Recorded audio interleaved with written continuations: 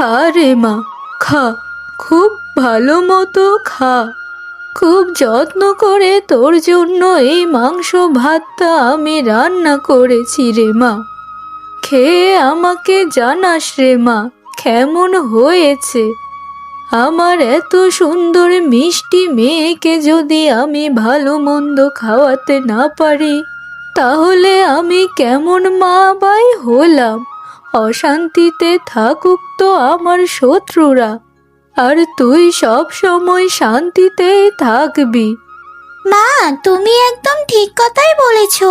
ওই মেয়েটাকে দেখলে আমারও গাটা একেবারে জ্বলে যায়। একদম ঠিক কথাই বলেছিস রে মা। ওই শাপলা মেয়েটা হচ্ছে নর্দমার ময়লার মতো, আর তুই হচ্ছিস আমার একমাত্র রাজকুমারী মেয়ে। আর তুই সব সময় রাজকুমারীর মতোই জীবনযাপন করবি, আর ওই মেয়ে সব সময় কাজের মেয়ের মতোই থাকবে। দেখিসনি জন্মের সময় কিভাবে নিজের মা তাকে খেয়ে ফেললো। ওই মেয়েটাকে দেখলে না আমার একদমই মায়া হয় না রে, একদমই মায়া হয় না। ওই তো সেদিনই আমাকে বললো, পদ্মা, ও পদ্মা, এদিকে আয়, তোর সাথে একটু কথা বলি। তখন আমার মেজাজটা এতটাই খারাপ হয়েছিল যে মনে হচ্ছিল কিছু একটা দিয়ে তার মাথায় একেবারে আঘাত করি। আমি সেই দিনই বলে দিয়েছি যে তুই আমাকে একদম তুই টুকারি করে ডাকবি না। কি বললি? ওর এত বড় সাহস আমার এরকম রাজকুমারী মেয়েকে তুই তোকারি করে? ওর আজকে হচ্ছে, ওকে আজকে দেখাবো মজা। কতদিন ধরে তোর বাবাকে বলছি যে ওই মেয়েটার জন্য একটা ভালো পাত্র দেখো, আর ভালো লাগে না ওই পোড়ামুখীকে। তোর বাবা তো আমার কথার কোনো উত্তরই দেয় না, শুধু মাথা নাড়িয়েই চলে যায়। আর তোর বাবারও বা আমি কি দোষ দেব বল? ওই শাপলা মেয়েটার যা গায়ের রং, তাকে দেখলেই তো পাত্র পালিয়ে যায়। ওই শাপলা তো আমার থেকে একটু বড়, তাই ওরই তো সম্বন্ধ আগে আসবে নাকি? ওর জন্য আমারও বিয়েটা আটকে আছে। তোমরা যত তাড়াতাড়ি পারো ওকে বিদায় করো, না হলে ওর জন্য আমার বিয়েটাও হবে না কোনোদিন। আরে মা, তুই ওইসব নিয়ে একদম ভাবিস না তো। তোর বিয়ে হবে অনেক বড় লোক পরিবারে, আর ওসব নিয়ে কথা তোর বাবাকে আমি অনেক আগেই বলে রেখেছি।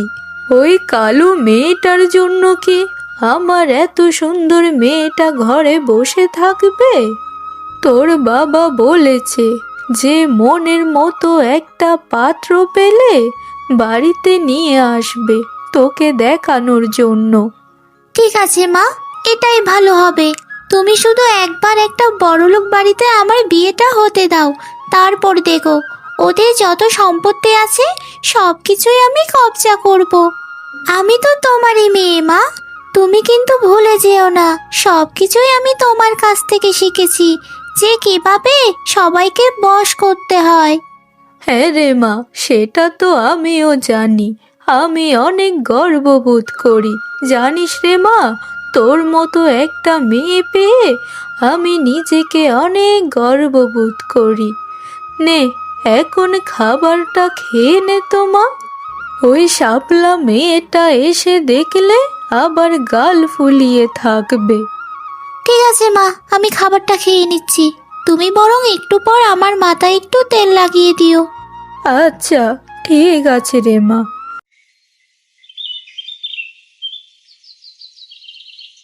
দেখো মা, এই অসভ্য অপয়া মেয়েটার কাণ্ড দেখো। বাড়ির কাজগুলো ফেলে রেখে বাইরে হাওয়া লাগিয়ে ঘুরে বেড়াচ্ছে। ওর সাহস তো দিন দিন বেড়েই চলেছে মা।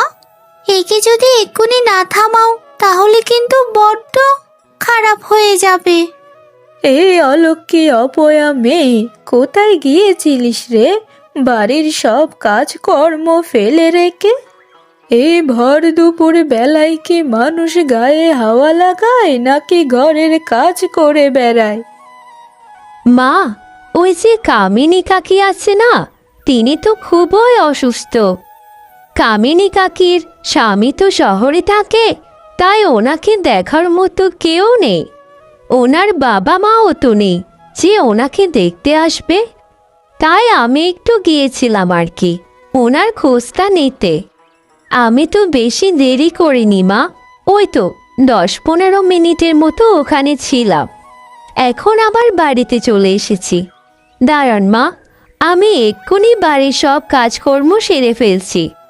আপনারা দয়া করে মাথাটা এবার ঠান্ডা করুন।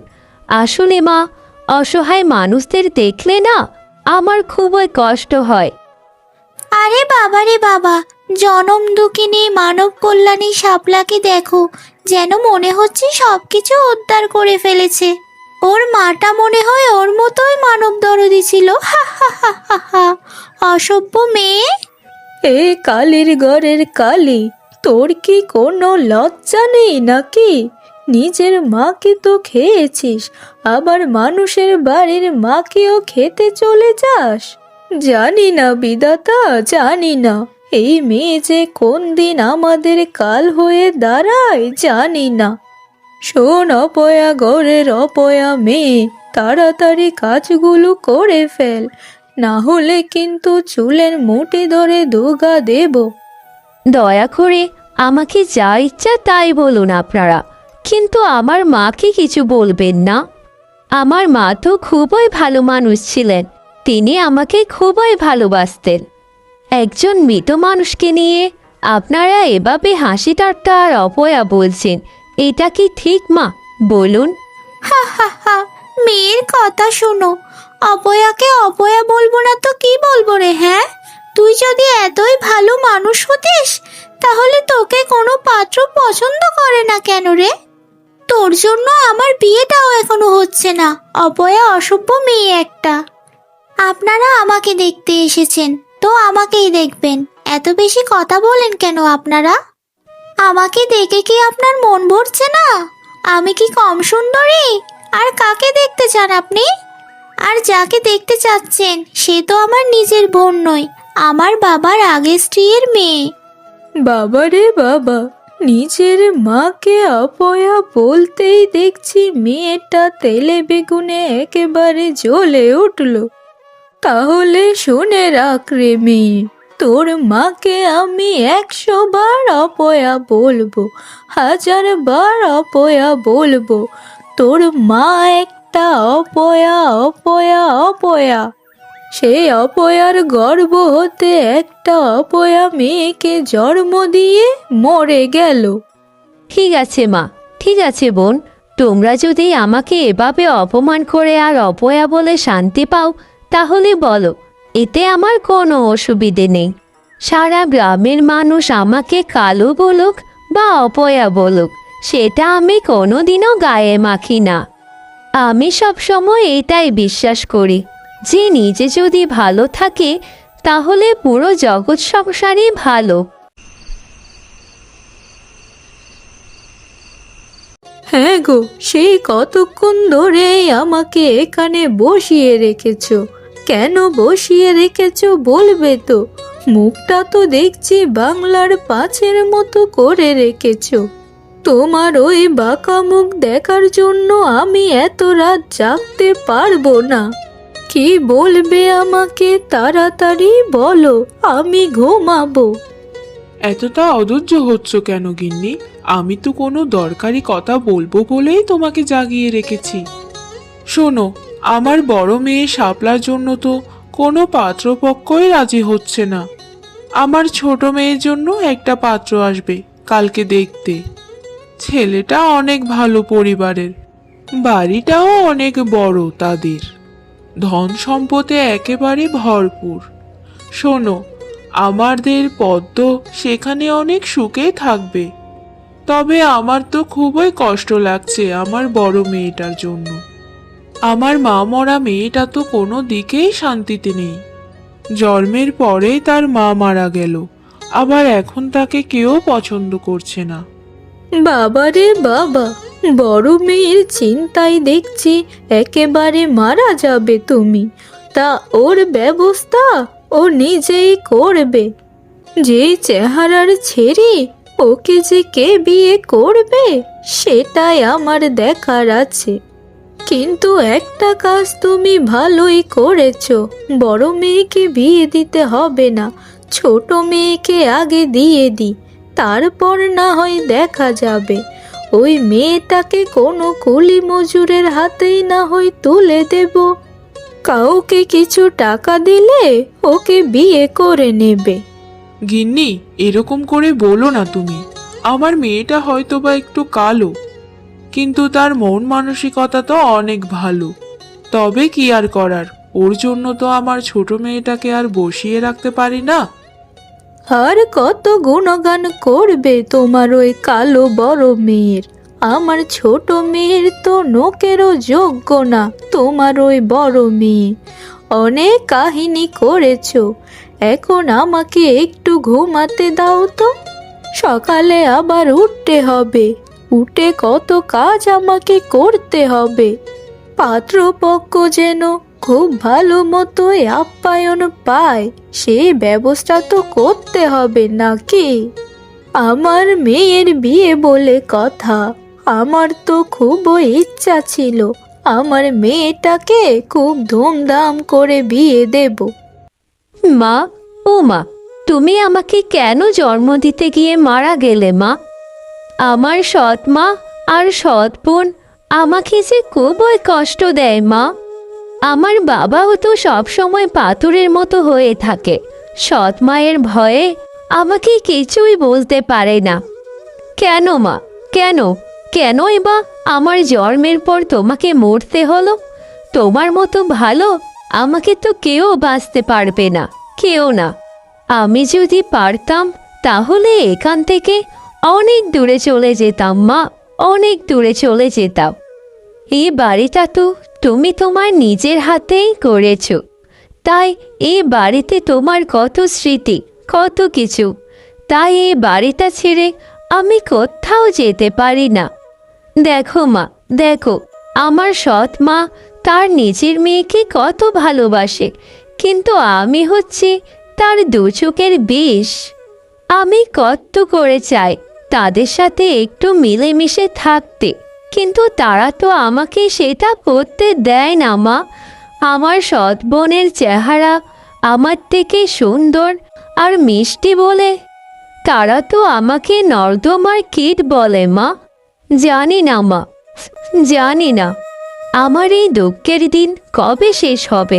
তবে বিধাতার কাছে আমি সব সময় প্রার্থনা করি আমাকে যেন খুব তাড়াতাড়ি তোমার কাছে নিয়ে যায়। তোমার সাথে আমি সব জায়গায় থাকতে রাজি আছি মা। এই পৃথিবীটা যে বড়ই স্বার্থপর, সবাই শুধু নিজের কথাই ভাবে। কেউ কষ্ট পাক অথবা দুঃখ পাক সেটা তো তাদের দেখার নয় মা, সবাই শুধু নিজের কথাই ভাবে।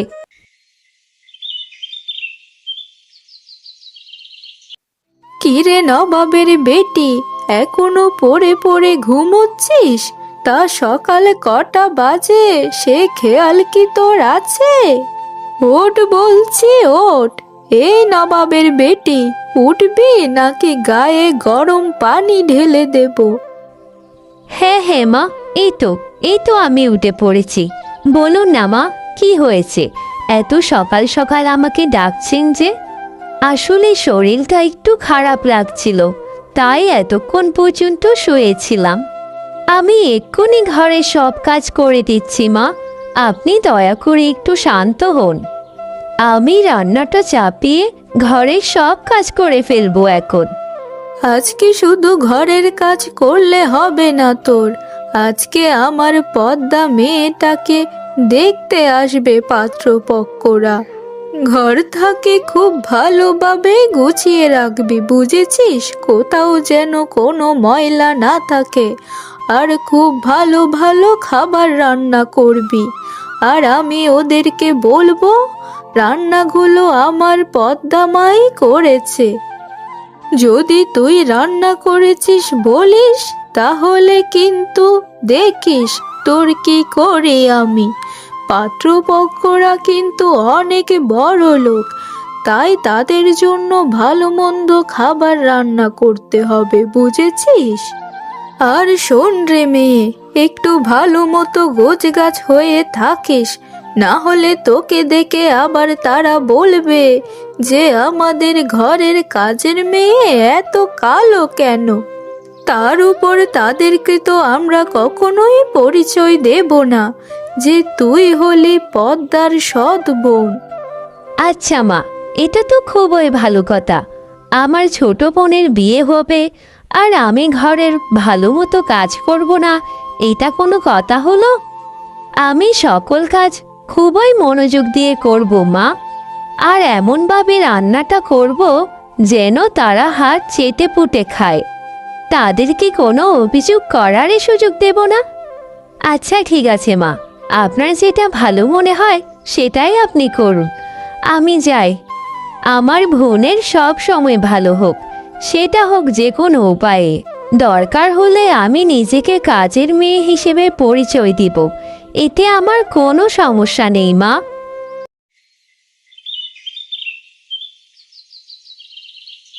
এ হচ্ছে আমার মেয়ে, আমার মেয়ে রূপে গুণে সব দিকেই সেরা।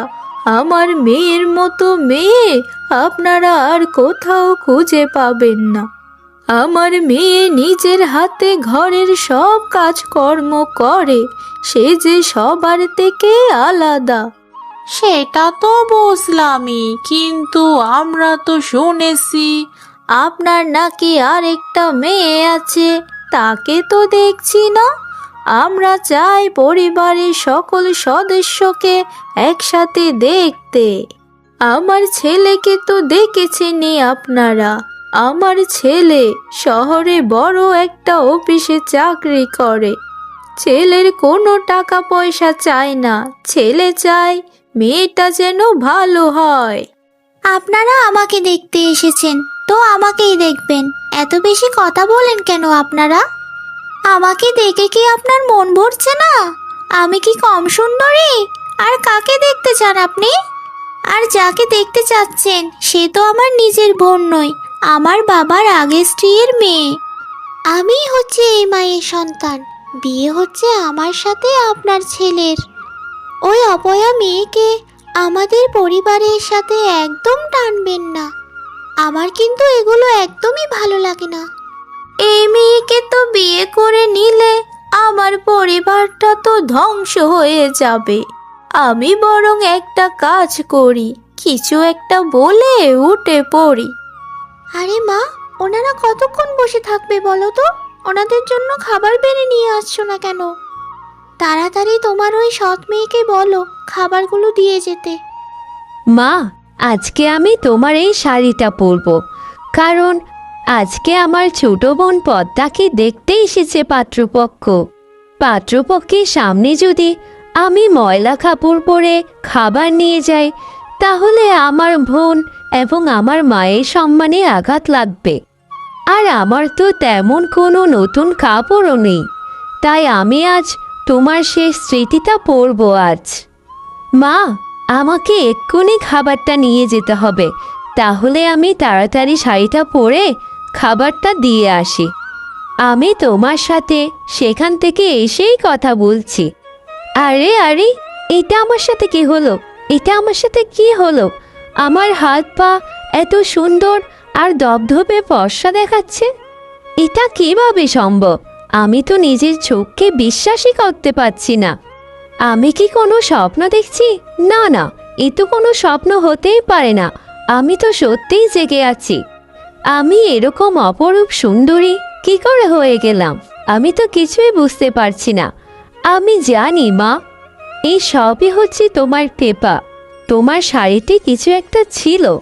তুমি এই শাড়িতে নিশ্চয়ই কোনো আশীর্বাদ রেখে গিয়েছিলে মা, যার জন্য আমি সম্পূর্ণ বদলে গেলাম। যাই যাই মা, আর দেরি করলে চলবে না। তাড়াতাড়ি ওদেরকে খাবারটা দিয়ে আসি। আমাকে দয়া করে আপনারা ক্ষমা করে দেবেন। আসলে আমার আসতে একটু দেরি হয়ে গেল। দয়া করে আপনি আমার হাতের খাবারগুলো গ্রহণ করুন। আপনারা যদি আমাকে অনুমতি দেন তাহলে আমি খাবারগুলো টেবিলে রাখতে পারি। একেই বলে ভদ্রতা, একেই বলে লক্ষ্মীমন্ত মেয়ে। দেখেছিস তার মুখের ভাষা কত সুন্দর। তার শুধু ডানাগুলো নেই, না হলে একদম পরীর মতো দেখতে। এই মেয়েকে আমরা আগে কেন দেখিনি রে? বাবারে, আমি প্রতিজ্ঞা করছি, যদি তোর বউ হয় তাহলে এই মেয়ে হবে তোর বউ। এই শাপলা, তুই কি সত্যি শাপলা নাকি ছদ্মবেশী কোনো দায়নি বল তো? তুই এরকম কি করে হয়ে গেলি রে? আমাকে তাড়াতাড়ি বল, বল বলছি আমাকে, না হলে আমার হাতেই কিন্তু তোকে শেষ হতে হবে। অসভ্য অপয়া মেয়ে একটা। এই মেয়ে, আমার বৌমার সাথে একটু ভদ্রভাবেই কথা বলো। তোমার ব্যবহার দেখে বোঝা যাচ্ছে যে তোমার বাবা মা তোমাকে কেমন শিক্ষা দিয়েছে। শুধু চেহারা সুন্দর হলে সব কিছু হয়ে যায় না। তোমার থেকে সেই মেয়ে তো অসাধারণ সুন্দরী। কই, সে তো কোনো অহংকার করছে না। এই মেয়ে যেমন সুন্দরী তেমন বুদ্ধিমতী, তুমি তার থেকে শেখো। আপনার বউ মানে? আমিই তো আপনার ছেলের বউ। আপনার ছেলে তো আমাকেই বিয়ে করবে, তাই না? অত বড় লোক বাড়িতে ওই শাপলাকে আমি বিয়ে বসতে দেব না কোনোদিনও। এই মেয়ে শোনো, আমার মা যেটা বলেছে সেটাই হবে শেষ কথা। আমরা এক্ষুনি শাপলাকে নিয়ে আমাদের বাড়িতে চলে যাব। ভালো মতো আগে নিজের ব্যবহারটা শিখো, বুঝেছো? না হলে তোমার জীবনেও বিয়ে হবে না। আমি সে কখন থেকে দেখে যাচ্ছি তুমি আমার মায়ের সাথে খুব খারাপ ব্যবহার করছো, আর যে আমার মায়ের সাথে খারাপ ব্যবহার করবে তাকে তো আমি জীবনেও নিজের বউ বানাবো না।